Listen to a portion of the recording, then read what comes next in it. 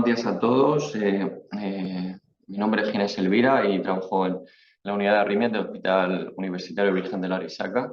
Y antes que nada quería agradecer a la organización del evento por contar conmigo para esta charla. Mi charla se titula Utilidad del electrocardiograma en el paciente con palpitaciones y bueno, es un título un poquito amplio. Yo lo he orientado un poco para hacer un repaso sobre todo del electro y espero que sea de utilidad. Perdón si hay algunas cosas un poquito básicas, pero bueno, esto yo creo que es un poco para todos los públicos, incluidos residentes. He dividido la charla en dos partes: el electrocardiograma en el paciente asintomático, que es el paciente que vemos normalmente en consultas o en urgencias cuando ya llega sin clínica, y el electro en paciente que viene con las palpitaciones puestas.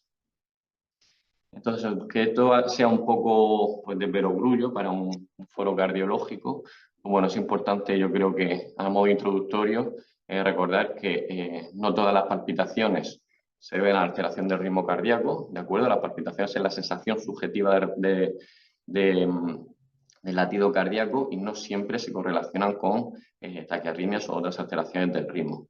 Y de igual forma, las alteraciones del ritmo no cursan siempre con palpitaciones, puede cursar pues, con disnea, dolor torácico, descompensación de insuficiencia cardíaca, síncope, etc.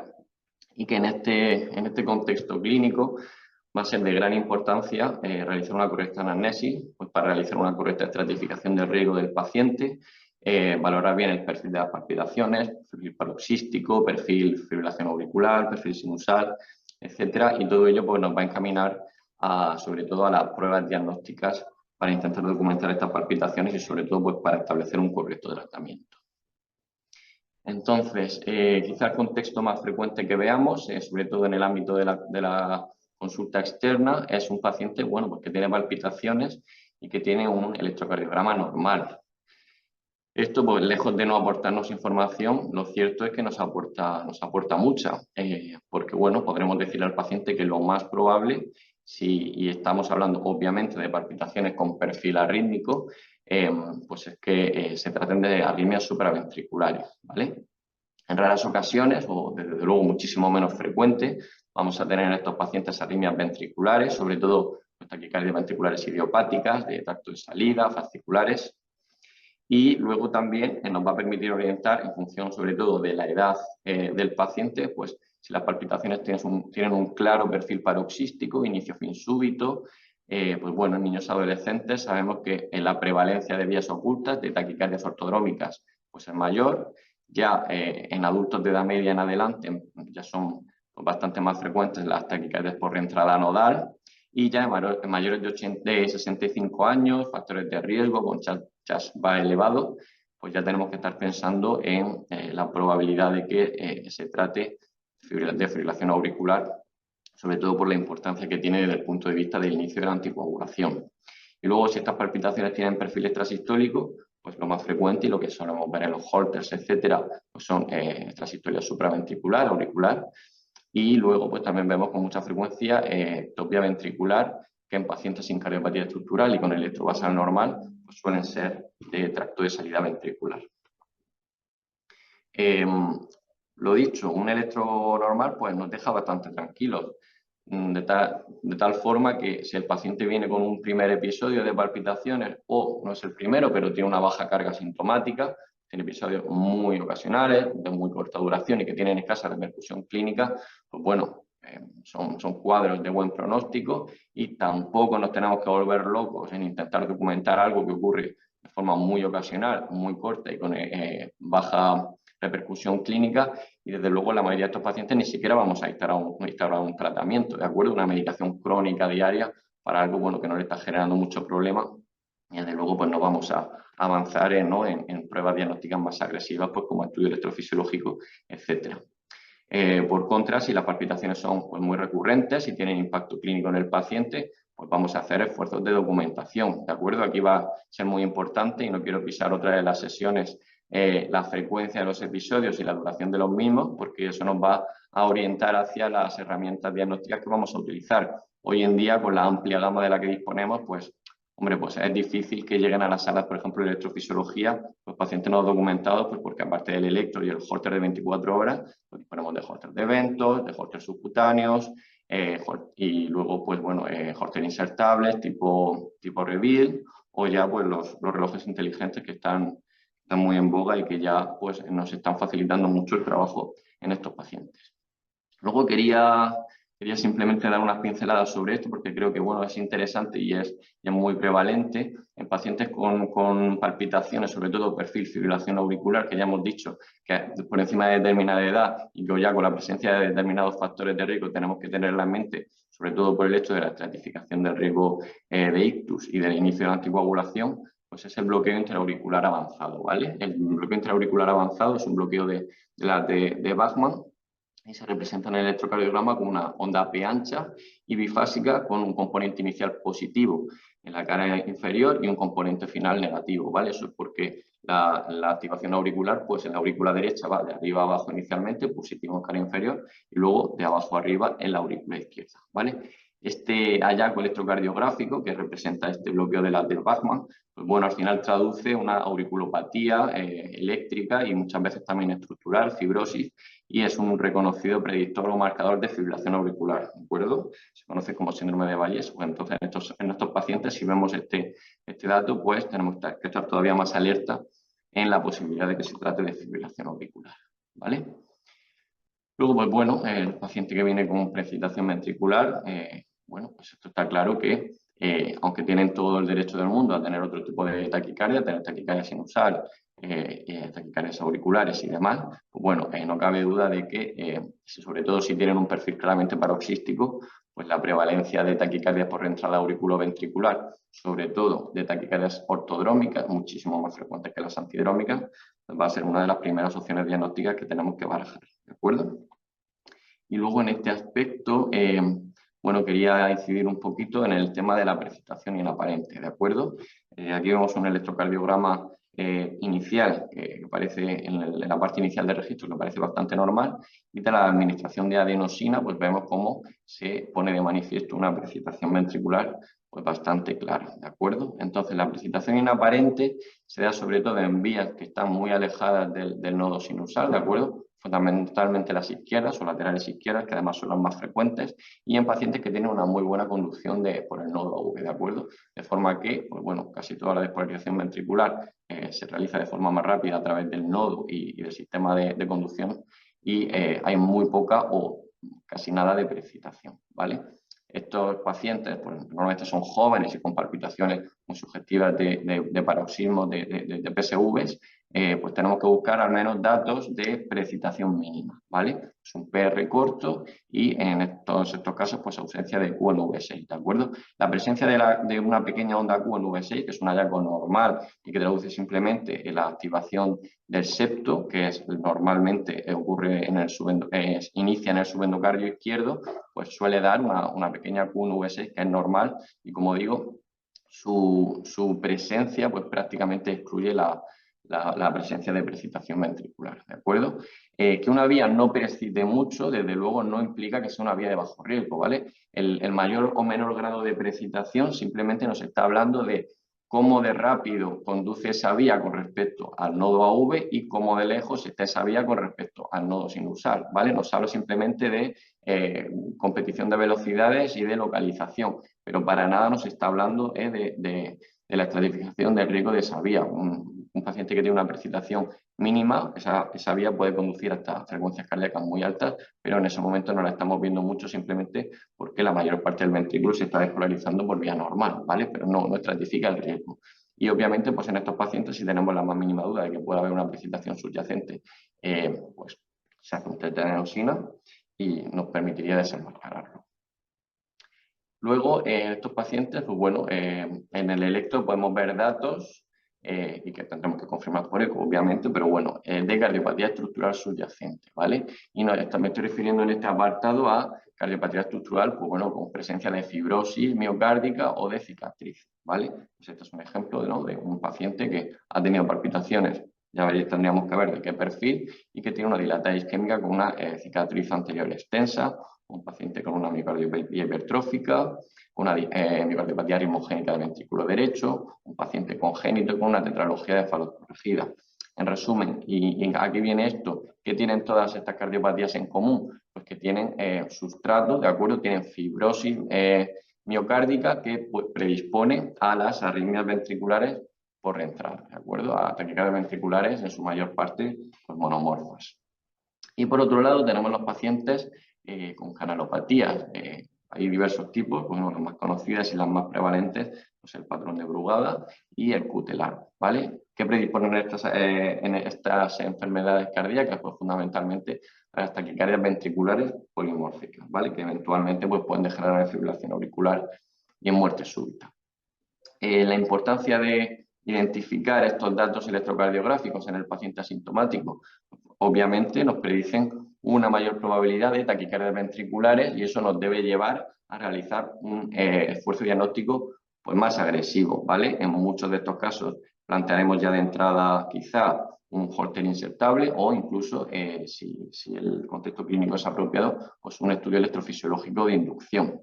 Y de hecho, si estas palpitaciones han sido mal toleradas, por ejemplo con síncope asociado, pues incluso podría estar indicado un desfibrilador, el implante de un desfibrilador directo, ¿vale? Pues ya con pacientes que incluso ya tendrían, obviamente, indicación en prevención primaria, pues dilatada con fracción de eyección muy baja, hipertróficos con un score de riesgo alto, un Brugada tipo 1, ¿vale? Con palpitaciones y un síncope sugestivo de cardiogénico, pues tendríamos que plantearnos este abordaje.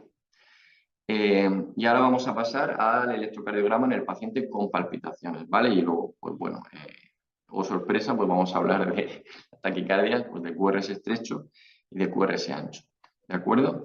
Entonces, bueno, perdón si esto es un poquito básico, voy a intentar pasar pues, muy por encima con las cosas que yo supongo que son ya más que conocidas, pero bueno, no tengo otra forma de empezar y de abordar esto que hablando, pues bueno, un poco de la clasificación de las taquicardias de QRS estrecho, ¿de acuerdo? Diferenciamos taquicardias regulares, la taquicardia auricular, la intranodal y la ortodrómica, y las taquicardias irregulares, ¿de acuerdo? La fibrilación auricular y las arritmias auriculares con conducción a V variable, ¿de acuerdo? Respecto a los mecanismos, pues bueno, esto es archiconocido, ¿de acuerdo? La taquicardia por reentrada nodal es una reentrada que involucra a la presencia de dos vías nodales con distinta velocidad de conducción y sobre todo con distintos periodos refractarios que favorecen la reentrada. La taquicardia ortodrómica, que es una taquicardia mediada por la presencia de una vía accesoria, que en ocasiones se ve como precitación si tiene también conducción anterógrada o en muchas ocasiones no precita, ¿vale? Son vías ocultas. Y luego, pues, los mecanismos de taquicardia auricular que pueden ser diversos. Tenemos la taquicardia auricular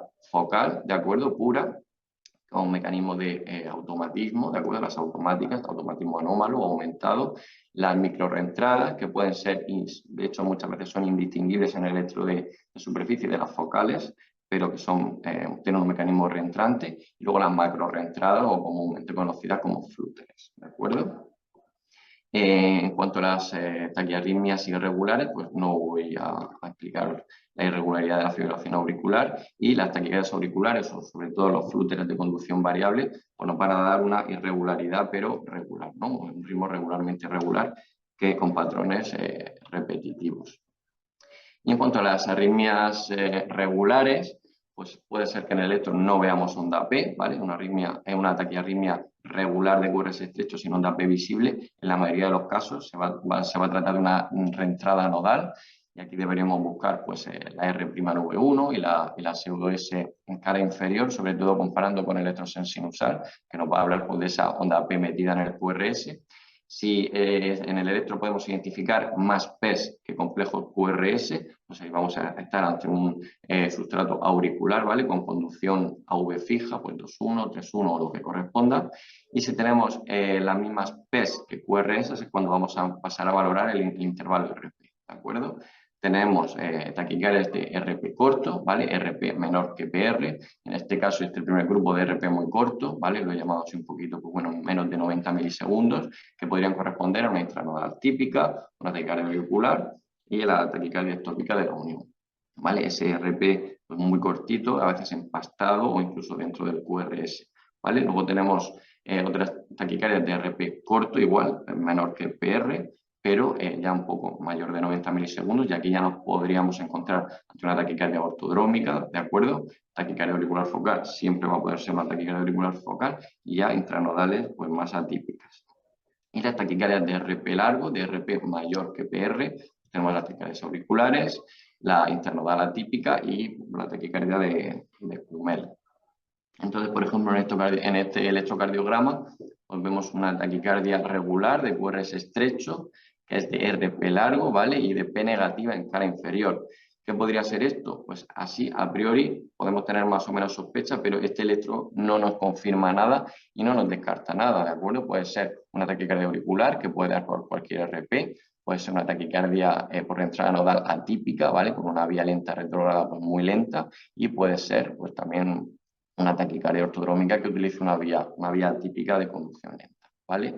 Si yo digo que este electro es típico, esta taquicardia es más típica encontrarla en niños adolescentes, que suele comportarse de forma incesante, ¿de acuerdo? De hecho, muchas veces puede cursar con taquimiocardiopatía, y que si hemos tenido suerte, que a menudo se puede ver en este tipo de arritmia, que inicia directamente del ritmo sinusal, sin ectopía auricular que la inicie y sin alargamiento significativo del PR en el inicio, pues bueno, estaríamos ante una taquicardia de tipo Kummel, ¿vale? Que es un tipo de taquicardia ortodrómica que está mediada pues, por una vía oculta un poquito especial, que tiene conducción lenta y decremental, ¿vale? Pero bueno, básicamente taquicardia de RP largo, con P negativa inferior, y que a priori no nos descarta nada, ¿de acuerdo? Y luego también quería incidir en que la taquicardia auricular focal pues, puede dar cualquier RP. ¿Por qué? Pues porque ese intervalo RP realmente no es una conducción, como en la ortodrómica, que es conducción de ventrículo a aurícula a través de vía accesoria, o en la intranodal, que es conducción a través de la vía retrógrada, ¿de acuerdo? Aquí, dependiendo de la frecuencia de la taquicardia auricular, pues vamos a tener un RP, ¿vale? Taquicardias más rápidas tendrán RP más cortos, y taquicardias más lentas pues tendrán RP más largos. Entonces he hecho aquí un resumen, un ultra resumen, pues bueno, por tener claro todos estos conceptos. Y entonces, pues bueno, la taquicardia ortodrómica es una taquicardia reentrante, que como buena reentrada tiene un circuito estable y suele tener un ciclo, ¿vale? Una frecuencia estable, con un RP fijo que depende de la conducción del ventrículo a la aurícula por la vía accesoria, y la morfología de la P, si es que la vemos, puede ser cualquiera, ¿vale? Depende de dónde se inserte esa vía, pues vamos a tener una morfología de la P. La taquicardia por reentrada nodal es una taquicardia reentrante, obviamente. Si bien es cierto que como el circuito es un poquito más funcional, sí podremos tener algo más de variación, ¿vale? Del RR, o sobre todo al inicio. El RP va a ser por lo general pues, bastante fijo, ¿vale? Y la onda P va a ser siempre negativa en cara inferior, ¿vale? Que es por donde se inicia la despolarización, en el septo inferior. Y luego las taquicardias auriculares focales, aquí vamos a hablar fundamentalmente de las automáticas, ¿vale? O las automáticas por actividad desencadenada, las focales puras. O sea, estas taquicardias sí suelen tener con frecuencia oscilaciones de la frecuencia, ¿vale? Del RR, sobre todo al inicio con el fenómeno de calentamiento, y en la finalización solemos ver el fenómeno de enfriamiento.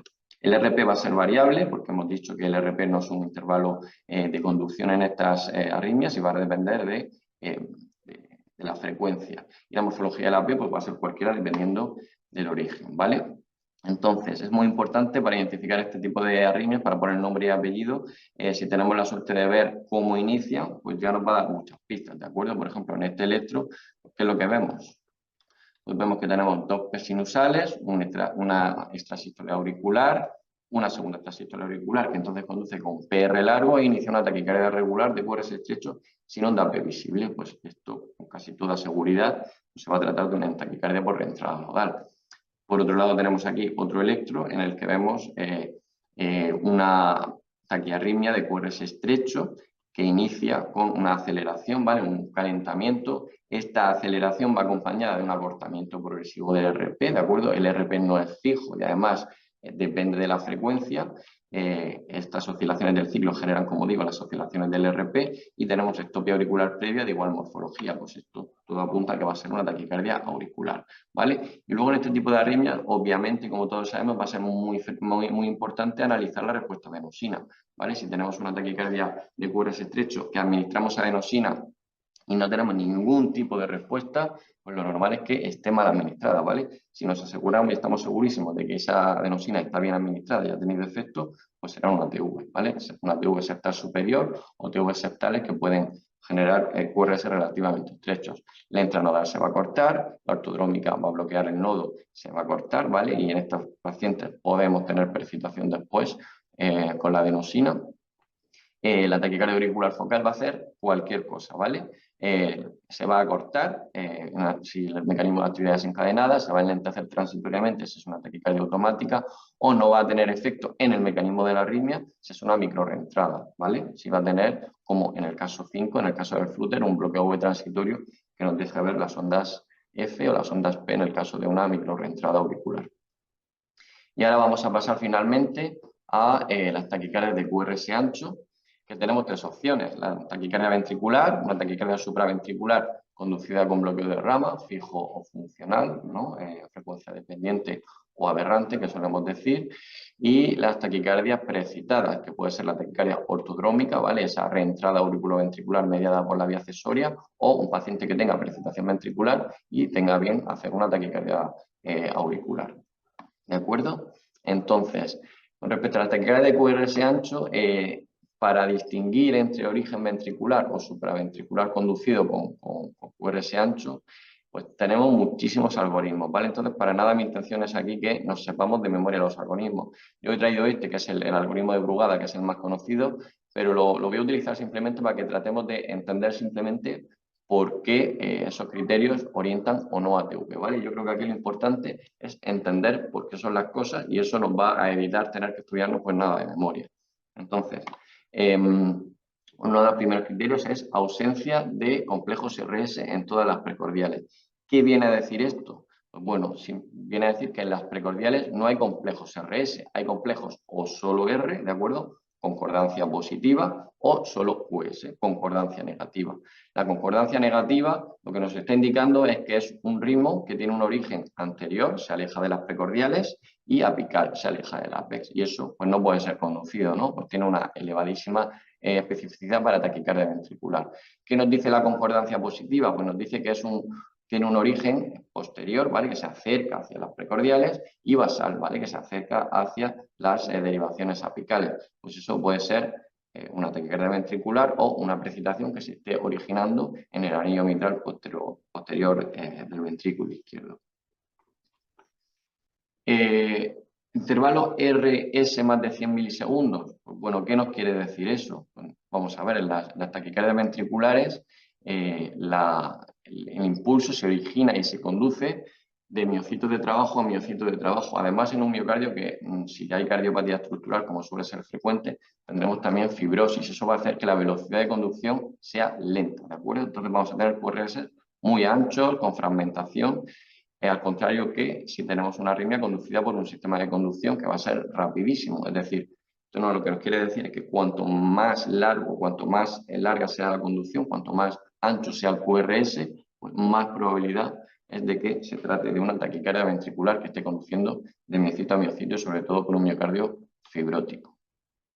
Disociación a V, pues bueno, esto no lo vamos a explicar mucho porque es obvio que la disociación a V nos está diciendo que hay dos ritmos compitiendo, un ritmo supraventricular y un ritmo ventricular, y pues vamos a ver disociación en las ondas P con respecto a los QRS, o los subrogados, que son pues, las capturas o las fusiones en el electrocardiograma. Y los criterios morfológicos, pues vamos a ver, las taquicardias de QRS ancho normalmente decimos que tienen morfología similar a la rama izquierda si V1 es predominantemente negativa, o similar a la rama derecha si V1 es predominantemente positiva. Entonces, todo lo que se parezca mucho a un bloqueo de rama izquierda típico pues va a ir a favor de conducción aberrante, y todo lo que se parezca muchísimo a un bloqueo de rama derecha típico pues va a ser a favor de supraventricular. Y todo lo que no se parezca a ello, cuanto más distinto sea de los bloqueos de rama típicos, pues van a orientar a ventricular. ¿De acuerdo? Entonces, pues cuando lo único que tienen en común V1 es que es positivo, pero tenemos una R1, un complejo monofásico con una R monofásica, pues eso no se va a parecer mucho, ¿de acuerdo? Igualmente, pues ahora vamos a hablar en detalle de esto en las próximas diapositivas. Entonces, Yo creo que esta diapositiva y este concepto es muy interesante para entender por qué existen estos criterios morfológicos y por qué apuntan a una opción u otra. ¿De acuerdo? Y es el análisis de la activación septal. Entonces, en los pacientes que tenemos taquicardias con morfología de rama derecha, cuando un paciente tiene bloqueo de rama derecha, ¿cómo se produce la activación del septo? Pues se produce por la rama izquierda, ¿no? Se produce de izquierda a derecha. Entonces, no debe haber onda Q en las derivaciones derechas, ¿no? Porque la activación va hacia ellas. Entonces, el inicio del QRS no debe ser negativo. Por eso, en las taquicardias con morfología de rama derecha, la presencia de ondas Q o de complejos QR en V1 o AVR, que son las derivaciones derechas, pues van a ir a favor de TV, ¿vale? Porque son en principio pues, poco compatibles con esta activación septal. De forma contraria, en las taquicardias que tienen morfología de bloqueo de rama izquierda, es decir, que son predominantemente negativas en V1, pues con los pacientes que tienen bloqueo de rama izquierda, ¿cómo se produce la activación? Por la rama derecha, ¿no? De derecha a izquierda, por lo tanto, no debe haber ondas Q en las derivaciones izquierdas, ¿vale? En V6. Y además la activación por la rama derecha es una activación rápida, vamos a tener un primer vector rápido, entonces, si la pendiente descendente en V1 pues es muy lenta, muy retrasada, va de 60 a 70 milisegundos, si esta pendiente está fragmentada, tiene notch, pues todo ello va a ir en contra de bloqueo de rama y va a ir a favor de taquicardia ventricular, ¿vale? De igual forma, ningún bloqueo de rama va a producir una desviación superior derecha del eje. El bloqueo de rama izquierda lo produce, ni el bloqueo de rama derecha asociado a ningún hemibloqueo produce esta desviación del eje. Entonces, pues los ejes superiores derechos van a ir muy a favor de que el ritmo sea de origen ventricular, ¿de acuerdo? Por eso la presencia de una R en AVR va a favor de TV y de hecho la mayoría de los criterios morfológicos que implica a la derivación AVR, el de Berkey, etcétera, etcétera, pues ya los hemos visto. ¿Por qué? Porque si tiene R va a favor de TV porque es un eje muy desviado hacia superior derecho y si en AVR con morfología de rama derecha tenemos un QR, ya hemos visto que sería también poco compatible con que se tratará de bloqueo de rama derecha. Y luego incidir en que estos criterios morfológicos no son válidos, no están validados en pacientes con fármacos antiarrítmicos, ¿vale? Sobre todo el tipo 1C, la felquenida, propafenona, que son fármacos inhibidores del sodio que producen un gran enlentecimiento de la conducción y nos pueden dar QRS pues, muy aberrados que cumplan criterios morfológicos compatibles con TV sin serlo y por supuesto tampoco en cardiopatías congénitas complejas que tenemos una anatomía completamente distorsionada y estos criterios pues no nos ayudarían tanto. Y ahora vamos a pasar a, bueno, a comentar algunos casos, bueno, como este, que aquí tenemos un paciente que viene con palpitaciones y tiene una taquicardia regular de QRS ancho con morfología de rama izquierda. Pues aquí es pues, un electro bastante sencillo, pues porque ya aquí ya estamos viendo que son capturas y fusiones, es decir, ya nos está hablando de disociación auriculoventricular a favor de taquicardia ventricular. Tenemos por otro lado criterios morfológicos, ¿vale? En V1, pues una pendiente descendente lenta, ¿vale? Muy fragmentada y con un V6 con una S muy profunda, pues todo ello no se parece mucho a un rama izquierda típico, pues iría también a favor de TV, ¿de acuerdo? Y luego tenemos AVR positiva, ¿de acuerdo? R monofásica en AVR y eso pues nos está diciendo que tenemos una desviación superior derecha del eje que también iría fuertemente a favor de taquicardia ventricular, ¿vale? Entonces pues este electro no plantea muchas dudas. Aquí tenemos otro electro, ¿vale? Es un varón de 47 años con enfermedad de Steiner y un bloqueo de rama izquierda basal que se presenta con palpitaciones y este electro, ¿vale? Pues tenemos una taquicardia regular de QRS ancho a 150 latidos por minuto, que tenemos complejos RS en precordiales, ¿vale? No hay concordancia negativa ni concordancia positiva. En principio no vemos claros datos de disociación auriculoventricular, tenemos un eje menos 30, es normal, tampoco nos ayuda. Y luego tenemos una morfología de bloqueo de rama izquierda típico, ¿vale? Tenemos un V1 negativo, pero con un primer vector muy rápido y con una pendiente descendente que no está fragmentada y tampoco vemos ondas Q en V6, ¿vale? Con morfología de rama izquierda. Entonces, pues bueno, todo ello iría a favor de taquicardia supraventricular conducida con un bloqueo de rama izquierda que además ya presenta el paciente, ¿vale? Pues bueno, en este caso no va a ser todo tan fácil. Se trataba de una taquicardia ventricular por reentrada rama a rama, ¿vale? Es una taquicardia que bajaba por la rama derecha y subía por la rama izquierda y generaba así un circuito reentrante que utilizaba el sistema de conducción. Entonces, en este tipo de taquicardia no sirven los criterios morfológicos porque el circuito utiliza el sistema de conducción, ¿vale? No es una taquicardia ventricular intramiocárdica. Entonces, pues justo en este subtipo de taquicardia ventricular no nos sirve, ¿vale? A ver, esto no lo vamos a encontrar en nuestro día a día, no hay que alarmarse tampoco. Es una taquicardia rara, pero bueno, lo que no se conoce no se puede diagnosticar. Entonces, pues tenemos que sospecharla en pacientes con miocardiopatía dilatada, que es desde luego lo más frecuente en número absoluto, porque tenemos muchos pacientes con miocardiopatía dilatada, sobre todo con bloqueo de rama, aunque es una taquicardia con mucho más características de la enfermedad de Steiner. Y lo sospecharemos en taquicardias con morfología de bloqueo de rama típico, sobre todo de rama izquierda, de acuerdo, que es la más frecuente, y que no responden a adenosina. Pues si no responde a adenosina de ninguna de las formas, pues probablemente es que el origen no sea supraventricular y por eso no conseguimos alterarla bloqueando un nodo V, ¿de acuerdo? Luego tenemos aquí otra taquicardia en un varón de 24 años sin antecedentes que consulta por palpitaciones y aquí tenemos una taquicardia regular de QRS ancho, pero bastante justito, ¿vale? Unos 120 milisegundos y con un eje superior, ¿vale? Entonces, esta taquicardia con frecuencia en el pasado, en el presente y en el futuro se van a confundir con taquicardias supraventriculares. Tampoco es ninguna locura porque, bueno, es gente joven sin cardiopatía y con este QRS pues podría ser una taquicardia supraventricular. Bueno, pero si analizamos un poquito más en detalle en el electro, pues aquí tenemos una captura que ya hablaría de disociación auriculoventricular, de origen ventricular, y también podemos ver una clara disociación auriculoventricular, ¿vale? Pues esto es una taquicardia ventricular fascicular posterior en este caso. Aquí de nuevo no sirven los criterios morfológicos que hemos comentado porque utiliza el sistema de conducción, no como las TVs intramiocárdicas, y hay que sospecharla pues, en pacientes jóvenes con QRS relativamente estrechos, 110, 120 milisegundos, y lo más frecuente es que tenga morfología de rama derecha, porque son del ventrículo izquierdo, y un eje superior, ese es más frecuente cuando vienen del fascículo posterior, o inferior si vienen del fascículo anterior.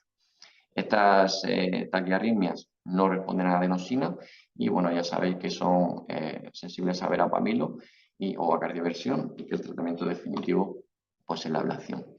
Y luego este último caso, que es un varón de 42 años, un IMC de 41 y sin otros antecedentes así importantes, que consultó por palpitaciones en urgencias y tenemos este electro, ¿vale? Entonces tenemos un electro que corresponde a una taquicardia regular de QRS ancho, a unos 160 latidos por minuto. Tenemos una morfología de rama derecha, pero bueno, ya hemos visto que es un rama derecha no típico, ¿no? Porque no tenemos una RSR' V1, tenemos una R monofásica en V1, que tenemos un eje izquierdo, unas fuerzas iniciales pues bastante lentas, ¿vale? De más de 100 milisegundos, y en precordiales pues lo que vemos es una concordancia positiva.